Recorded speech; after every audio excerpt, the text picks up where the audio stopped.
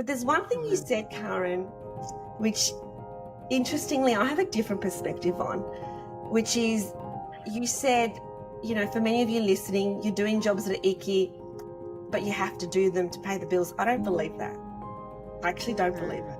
I think that's a program and that's a belief that that we hold, and it's one of the hardest beliefs to break down.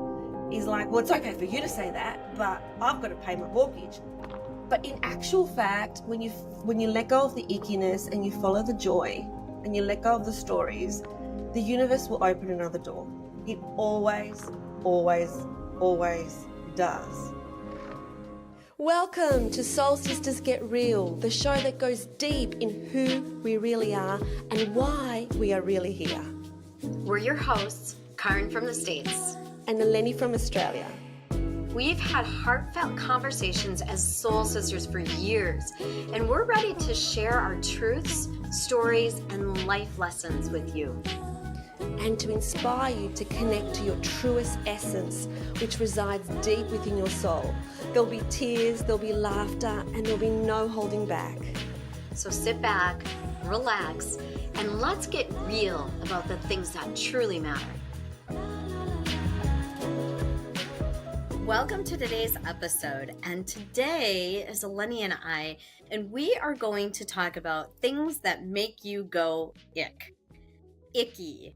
And the reason that this came up is I was recently in Kauai, and I was sitting on the beach, and something came to me, and I thought to myself, what in my life makes me feel ick or icky? Is there anything in my life that feels icky? And I thought such a great thing to reflect on. So as we are going through our lives and what makes us feel icky, because sometimes examples help you to then think of what is icky in your life, just think about what is it is icky in your life and why is it that you're still doing it? And so I want to turn it over to Eleni, because when we were talking about this, we were talking about, hey, you know, why do we do things in our life that are icky and ick? And at what point do you decide it's icky enough that you don't want to do it anymore?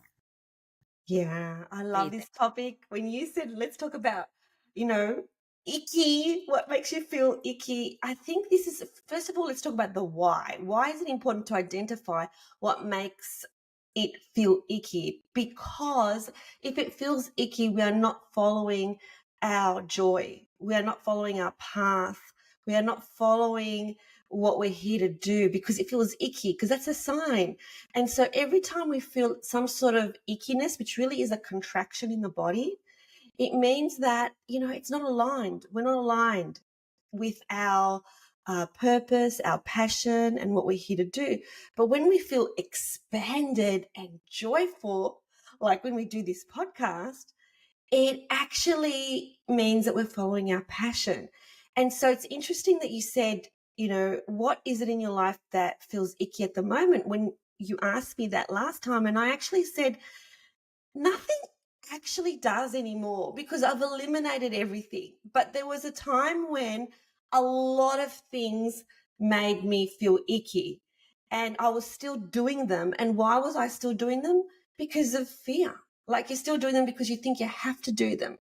And so that's the why. So let's go to you, Caryn, and tell us something maybe that you're still doing that you feel icky about. And let's talk about our icky stories.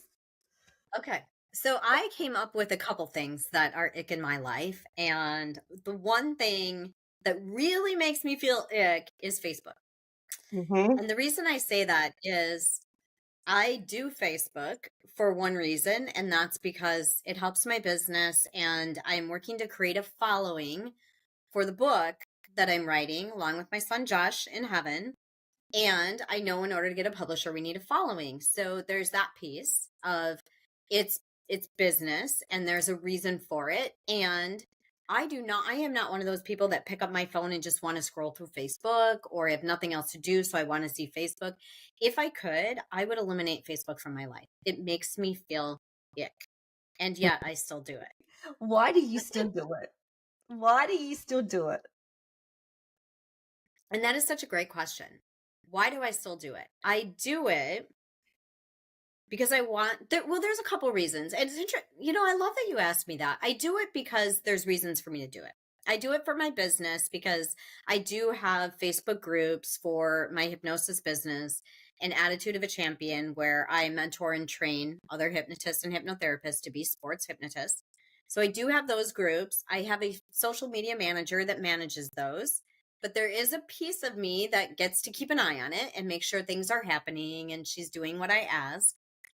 And I also do it, now that I think about it, I also do it because I believe that when we share our vulnerabilities and we share what's working and what's not working in our life, we help others. And I know that based on my posts, especially after Josh died and even now, that so many people have said, wow, that really helped me. And we're helpers. And that's my nature. And so there is a piece of me that does Facebook because I feel like it can help others. But what about the part that feels icky? What don't you like about it? I think what the biggest thing I don't like about it is it's a time suck. And there's so many other things in my life that I would rather be doing than sitting on a phone or a computer. And a majority of my time is spent in front of a computer or on a phone because of my business being virtual. And so taking the time to be on the computer any longer to scroll through, it feels icky to me. Yeah. So with me, I got onto Facebook the moment it started, literally. And that was because I love photos. I've always been obsessed with photos because that's how Facebook started, is to share our photos. And I loved Facebook. I loved it so much. I was there from day one. As soon as it was available, I was there. Literally, it was the year that it started. And Really? yeah, I was there right from the beginning when it was actually I remember my nephew coming on and said, trendiest auntie ever who's on Facebook, because it was just the younger people who were on it back then. Oh my Now God. it's the older people. And now the young people would never be on it. And so I was in a position by the time I started my business to absolutely go full on, because I had already been on it for a while. And so I knew that I needed to start a group. And, mine was one of the first hypnosis groups, and probably the first hypnosis business group. And it's still going. It's still going without me, even though it's my group. And so I've got 3 groups, 1 Facebook page and my personal profile still active. I built my business on Facebook. The 7-figure business that I created out of hypnosis was primarily from turning up every single day, sharing, helping. In my group, I used to have a weekly Q&A where people knew to submit questions, and I would turn up at the same time, even if I was in another country. I remember when we were at the Las Vegas convention, like I would still be sitting on the couch doing my Q&A. Like no matter where I was, I showed up for my people. If something happened in the world, I showed up for my people more that day. It was like, I remember. I was passionate. There was no ickiness about it. I wanted to be on it. My business like blew up, and I had a big following, and it really helped everything. And so when it started to become icky, which was after my spiritual awakening, where it was like, this is feeling now like it's hard work. It's feeling like I want to go internal, not sit there and speak every day. It's feeling like, okay, there are 20 birthdays today, and if I don't say happy birthday, it means that they will think that I don't care about them. And so now I've got to, like, I actually had that as part of my day, like at the beginning of the day, whose birthday is it? And I'd wish them all happy birthday. And it felt like there was a lot of hard work, a lot of expectation. Apart from that, it felt like if especially one of the people in my community, if something big happened with them, that I'd have to go on and say, oh, congratulations, well done. And it doesn't mean I didn't feel it. I didn't feel happy for them. I didn't feel like really happy that they had this achievement. But after I had my spiritual awakening, it all felt like it was all ego. So everything changed for me in terms of my perception about about pride and about achievements. I no longer saw achievements the way I saw them. It's like we're just playing this role. You're playing a role called Caryn in this lifetime. I'm playing a role called Eleni. And yeah, so you did these things, just like Tom Cruise did these things in Mission Impossible. You know, it's just a role. And so I don't resonate with this, I did this, how fantastic am I anymore. And so I felt very like misaligned with the way I now lived my life. I couldn't do it anymore. Like it actually made me feel sick to actually say, well done, congratulations, because it's like, you know, it doesn't make you a better person because you've achieved that. It doesn't make you a better person because you've written that book. It doesn't make you a better person because you've been the keynote presenter of that hypnosis conference. Like you are no better than the person who hasn't been able to find a home and is sleeping on the street. We're all the same. We're all doing this role. And so it was really hard, Karen, because I had wanted to get out of Facebook way before I actually did. But I felt, how can I do it? Because it's my livelihood. Like, how else can I, talk about my events or talk about anything that's happening? How else can I share this information? This is the main way I used to talk to my community. And once I leave, like, the momentum's gone. So it was very, very frightening. But when I finally did it, I remember the day that I did a big post on my personal page. So now, I only go in there for a second. It's not on my phone. Like I took it away from my phone. That was the first thing. And now it's just like I went away for it for a long period of time. And now it's literally just to share a video or something like that. It's the only reason I go on. And that's from my computer, never from my phone because it's not on my phone. And the day I did it, I felt like I had taken, this is what it felt like. It felt like I had taken the chain off my neck. And right, when there is something in our life that feels icky, taking that chain off your neck, pushing through the fear, because Yeah. right? We Yeah. do it. We're still doing it if it feels icky for a reason. And what is the reason? Many times it's fear of if we don't do it, what's going to happen. Exactly. But once we do it, it's like anything that you're fearful about. You're like, why didn't I do this earlier? Right. So Yeah. many things that we feel fearful about. It's like, well, why didn't I do this earlier? Mm-hmm. Mm-hmm. Oh, so true. What else in your life?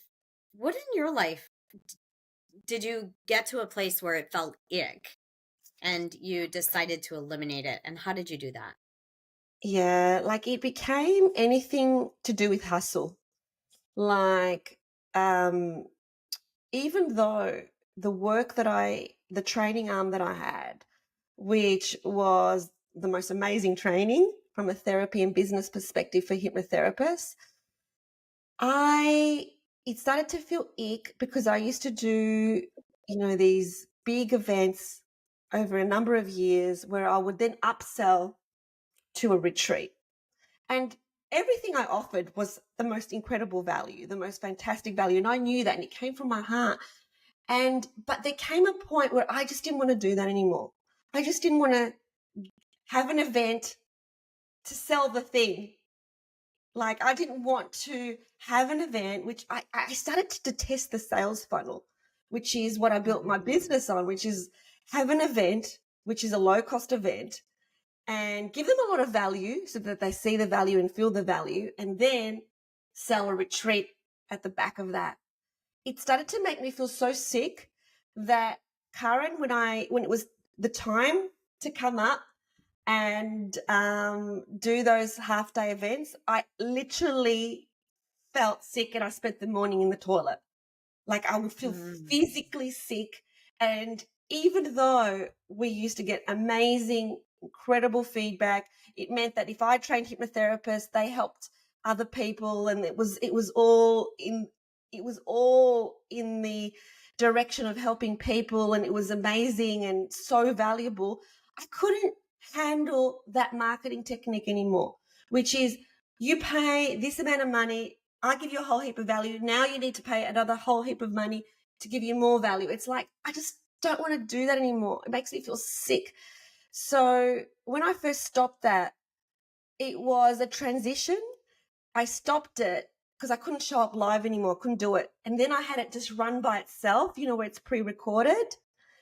And even that, it's funny how energy works. Even though I never had to show up anymore, even the pre-recorded stuff felt icky just thinking about it. And so I had to stop it. And even though I had the most amazing products and services, and it was really hard to stop it because it'd taken me so long to create it. It'd taken years and years and years of hard work to create it. I had people in place. I had a massive, beautiful, supportive team from all around the world that were supporting me, crewing for me, helping me. But this whole thing wasn't fulfilling me anymore. I couldn't do it anymore. I had to just stop this activity. And so I had to stop it all. And again, it was really hard to do because it's like, but I spent all this time doing this. And it's at the point where I don't even have to do much anymore. But even the little bit that I had to do, because I had trainers to do it for me, I had sales team to sell it for me, I had everybody in place, but I couldn't do it anymore. I couldn't do the hustle anymore. Can you resonate with that story? Yeah. I can, absolutely. And there are things in my life.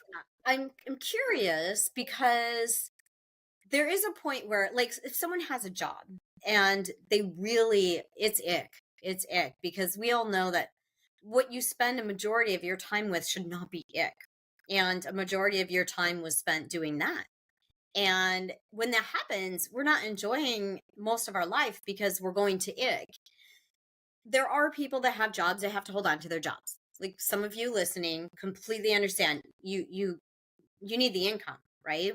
And what I go through in my life is if it feels ick, what is the exit plan? And then starting to make that happen and manifest that. Because you can't live in ick forever and just resolve it's going to be okay, right? What was your exit plan when you figured it out? When you were like, oh yeah, I can viscerally feel it. Because when it feels really ick, if you tap in, you feel it viscerally. You feel it in your body, right? At what point, and then how did you get to the place where you were like, okay, I'm going to move through the fear of whatever's holding me back, and I'm going to see what's on the other side? How long did you manifest that? Did you work toward that? Yeah, like the ickiness started, and what I did, it's a transition. It's not like you can't stand something and then you're out of it. So Right. for me at the beginning, it was like, what part of this event do I no longer enjoy? Okay, let's get somebody else to do that part. Mm-hmm. So that's what I started doing, like with events and so on, like my half-day events. It was like, what part of it can I get somebody in some fresh energy to do? So that's what I did to begin with. And then it was like, I can't even do the retreats anymore. I can't train people anymore. It takes too much out of me. So I got trainers in to do it. So at every part, that's the way that I always have handled my business, my hypnotherapy business as well, which is like, okay, what part of the business do I not want to do? Let's get somebody. I'm a great delegator. I used to be a project manager in corporate, so I'm very good at delegating. I have no issue with other people coming in and stepping up and doing something that they love and I no longer love. And so that's the way that I did it, is just bring people in to support me to do all the stuff that I don't want to do. But then there came a point that just being a part of it, I no longer wanted to do. And so the exit plan for me was, because I couldn't even imagine just completely closing everything down. I couldn't imagine that. So that's when I thought, well, let's just run it so that everything just runs by itself. Like the sales funnel is automatic. Like the event just happens, but I don't turn up live. But we all know that even when you don't turn up live, those events have a way lower conversion than the ones where you turn up live. And there's an obvious Mm-hmm. reason for that because the energy is not there. And Sure. so even that made me feel icky when queries came through. It's like, it's no longer the direction that I'm in. It's no longer what I'm passionate. I was passionate about it so much at one stage in my life, but I'm no longer. And so then getting to a point was I can do this. I can actually just stop everything. And I just stopped everything. But there's one thing you Mm-hmm. said, Caryn, which interestingly I have a different perspective on, which is you said, for many of you listening, you're doing jobs that are icky, but you have to do them to pay the bills. I don't believe that. I actually don't believe Mm-hmm. it. I think that's a program and it's a belief that we hold, and it's Mm-hmm. one of the hardest beliefs to break down. Is like, well, it's okay for you to say that, but I've got to pay my mortgage. But in actual fact, when you let go of the ickiness and you follow the joy and you let go of the stories, the universe will open another door. It always, always, always does. Always. So I Yep. don't believe people need to be in something that they feel really icky about. But I understand. I heard what you said, which is sometimes it's about just, okay, now let's just like, what's the exit plan? And so that we Mm-hmm. know we're leaving in 2 months or 3 months or 4 months. And then that makes it feel like, well, you know what? I'm not going to be here forever. So whilst I'm here, I might as well enjoy it. Right. Right. Absolutely. And I agree with you 100% is if we don't make space for something new, if we don't make space for something better, that is never going to happen because the space isn't there for that to happen. And and so that is about letting go, right? It's about opening, making sure that there's an opening door for that next opportunity. And it's also very interesting because this all sounds very logical. And yet, when you're going through it in your own life, it takes a lot of courage. It takes so much courage. And the interesting thing is, though, that when you finally let it go, you wonder what took so long. Like, it's like you feel the relief instantly and you're like, what was I so concerned about? I'm okay. I'm still living. I'm still breathing. I remember I had this client, Caryn, who he had a senior job, but he hated his job so much. He really, really hated it, but he couldn't let it go. It was high paying. He had worked his way there. And the next session he came back and he goes, "Oh, they've given me a redundancy package." And I was like, fantastic. The universe has now actually pushed you out that door that you hated. So you don't even have to worry about the exit plan. You've already been given the exit plan. Now let's recalibrate your energy, and so you can draw to you what your path really is. So he saw that initially as, oh my God, now what? And I was like, fantastic, because now I don't even have to help him or mentor him or coach him towards going to that point. If that's already been done, we can now move on. And so we should not have to stay in ickiness a day longer than we want to. We will be taken care of if we follow the joy. Right. Yeah, absolutely. Absolutely. And so I wanted to share one other icky for me is because I tapped in and I was like, I don't think there's anything really icky in my life. And then when I really sat and went inside, went deep inside, there was a few things I came up with. And the one was Facebook. And the other one was the cold weather because I live in Wisconsin and the winters are cold. And I'm at that place where I don't like to be cold. I don't like to be cold in my house. And sometimes you feel the coldness through the walls. It's that chilly. And you step outside and it's blistering cold on your face and your car is freezing and your hands get cold. And so I was thinking, I own my house here in Wisconsin and I have within this last year gone completely virtual with both my hypnosis business and my mentoring and training course. And I don't need to be here when it's freezing cold in the wintertime. And it's icky. It feels icky to me to think about the long, dark, freezing cold winter. And so I am in a space of, Do I want to stay here? Do I buy a house somewhere else? I haven't quite figured out where it is because both of my boys, the two younger ones, live about 12 hours south in a car drive and obviously a plane flight. I'm not sure I want to go there, but I do have, like we talked about, I do have where I'm creating an exit plan. What does that look like? It might not happen tomorrow, but what does it look like so I don't have to stay here in this cold icky? So that's that's where I am now is yeah, that still kind of feels ick. Although it when you have a plan and you know it's not forever and you know that you're on your way of creating something new, like you just said, it you then make the best of it because you know it's not you're not stuck in it. Yes, that's the thing, right? So now you know this is not forever because you've already identified it. Like, I don't want to be in this cold forever. So you now know. And now you get to the fun part of, okay, so let's just work out how we're going to do this. So because you know you're going to leave, you don't know where you're going yet, but because you know you're going to leave, it actually feels better, doesn't it? Like, how does it feel now?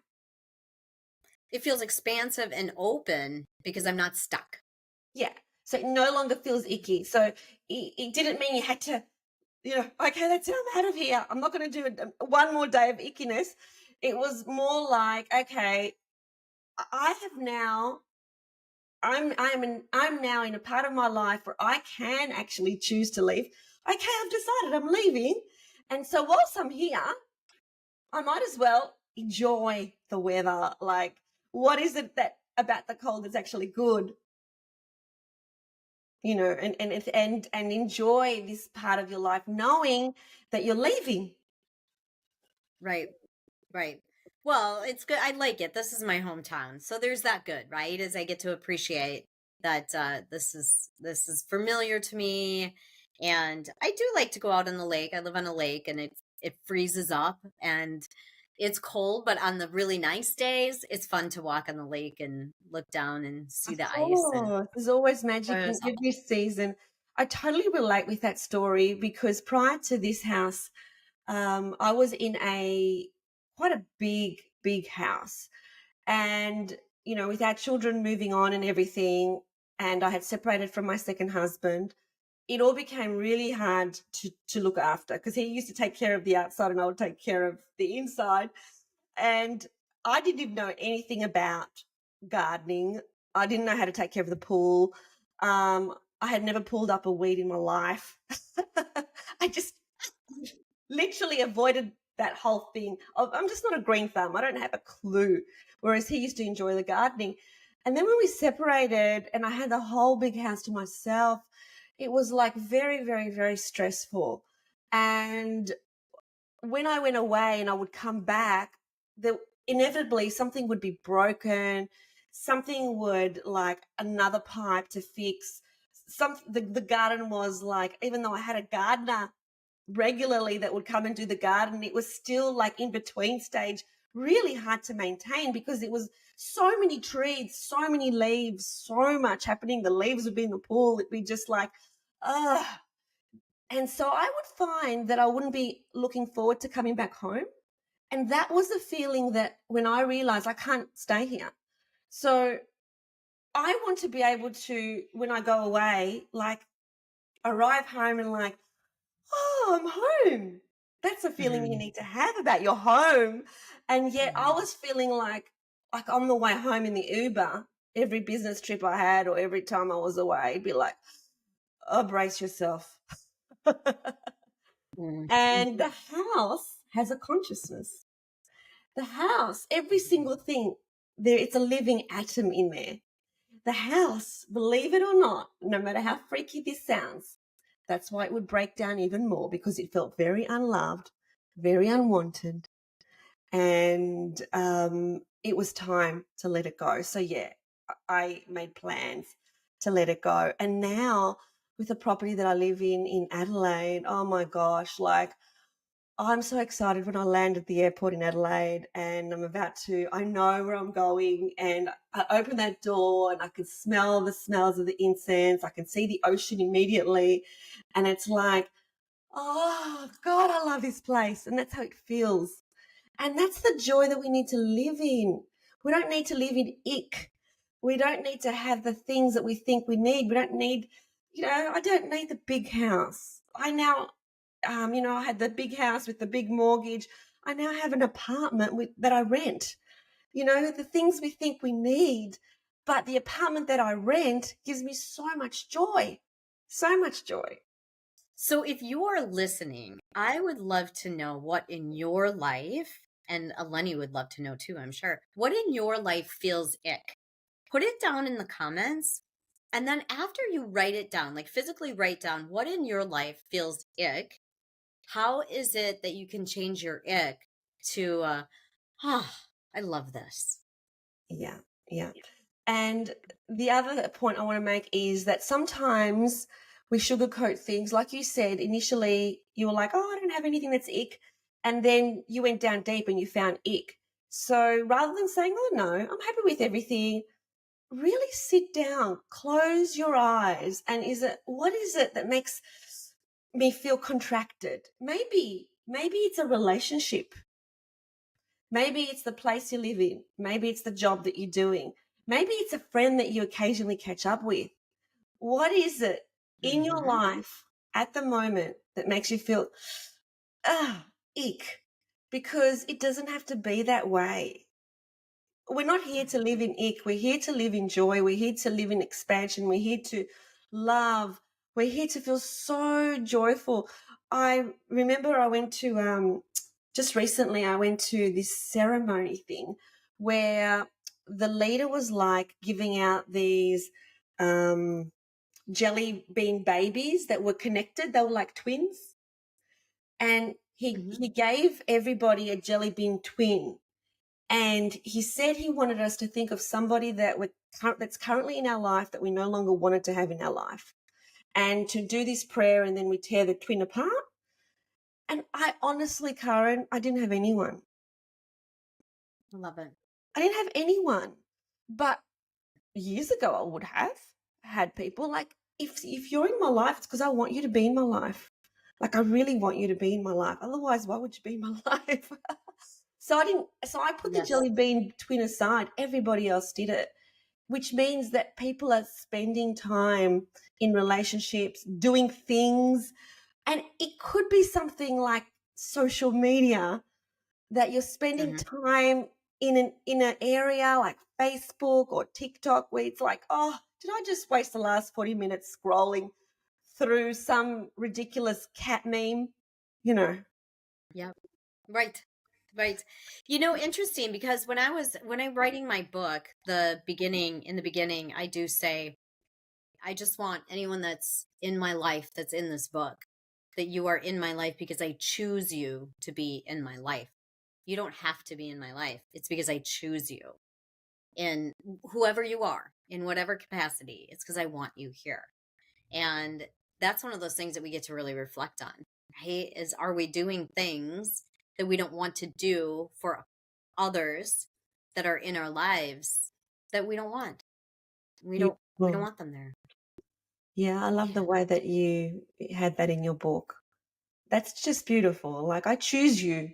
Like, you're not there by Mhm. default. You're not there because I feel like I have to be with you. I choose you.